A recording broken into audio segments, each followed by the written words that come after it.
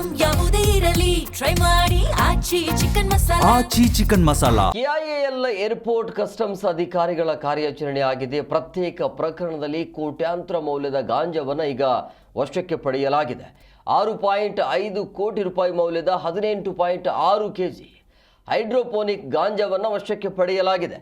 ಬ್ಯಾಂಕಾಕ್ನಿಂದ luggage ಬ್ಯಾಗ್ನಲ್ಲಿ ಅಡಗಿಸಿ ಅದನ್ನು ತಂದಿದ್ರು.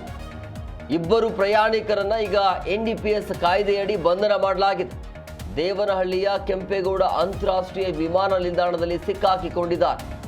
ಯಾವ ಧೈರ್ಯದ ಮೇಲೆ ಈ ರೀತಿಯಾಗಿ ರಾಜಾರೋಷವಾಗಿ ಗಾಂಜಾವನ್ನು ಮಾರಾಟ ಮಾಡಲಾಗ್ತಾ ಇದೆ ಅನ್ನೋದೇ ಗೊತ್ತಾಗ್ತಾ ಇಲ್ಲ. ಅದು ಏರ್ಪೋರ್ಟಲ್ಲಿ ಸಿಕ್ಕಾಕೊಳ್ತಾರೆ ಅಂತ ಹೇಳಿದ್ರೆ ಎಷ್ಟರ ಮಟ್ಟಿಗೆ ಲೋಪೋಲ್ಸ್ ಇದ್ದಾವೆ ಅಂತೇಳಿ. ಅಲ್ಲಿ ಎಕ್ಸಿಟ್ ಅಂದರೆ ಎಂಟ್ರಿ ಅಲ್ಲಿ ಆಗುತ್ತೆ. ಎಂಟ್ರಿಗೆ ಆಗುವಂಥ ಸಂದರ್ಭದಲ್ಲಿ ಏನು ಸಮಸ್ಯೆ ಆಗೋದಿಲ್ಲ. ಎಕ್ಸಿಟ್ ಹೇಗೋ ಅದನ್ನು ಬಚಾವಾಗಬೇಕು. ಬಟ್ ಇಲ್ಲಿ ಹಿಡಿದಿದ್ದಾರೆ ಅಧಿಕಾರಿಗಳು ರಾಜಾರೋಷವಾಗಿ. ಅಂದರೆ ದೊಡ್ಡವರ ಕೈವಾಡ ಇರುತ್ತೆ ಅಂತ ಅರ್ಥ.